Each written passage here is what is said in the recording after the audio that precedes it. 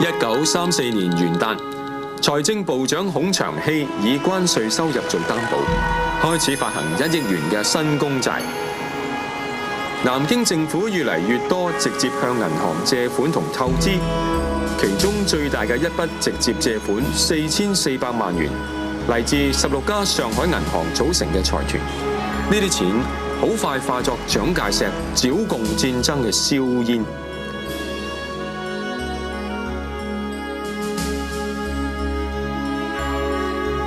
銀行家們對沒完沒了嘅公債積怨已久。中國銀行同交通銀行公開拒絕為蔣介石政府提供資金，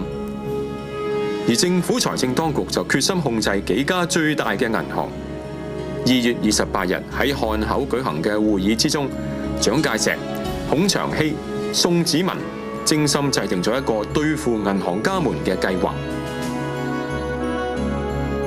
張家敖係當時中國銀行嘅總經理。1916年，佢曾經成功咁率領中國銀行上海分行對抗袁世凱政府嘅命令，為中國銀行同佢本人贏得咗極大嘅聲譽。當時嘅中國銀行係國內首屈一指嘅大銀行，分支機構遍佈全國各地，存款佔全國銀行存款總額嘅1/4，發行紙幣佔全體嘅1/3。1934年，佢將中國銀行持有嘅債券由1931年嘅7200萬元減少到2540萬元，降低咗60%以上。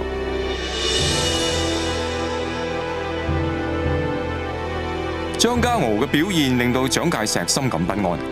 1935年3月22日，蔣介石接連向孔祥熙發出2道密電，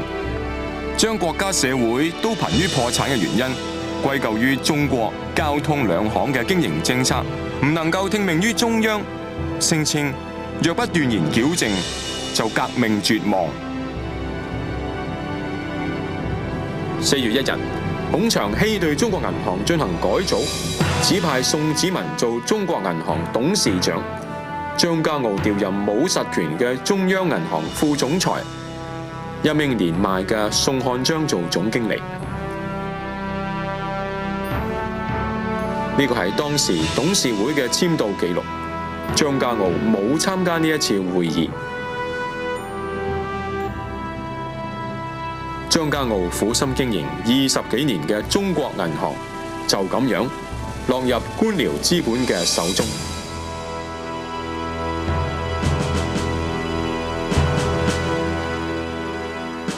1934年5月31日，宋子文創辦嘅中國建設銀公司成立，佢嘅弟弟宋子良做總經理，孔祥熙係董事長。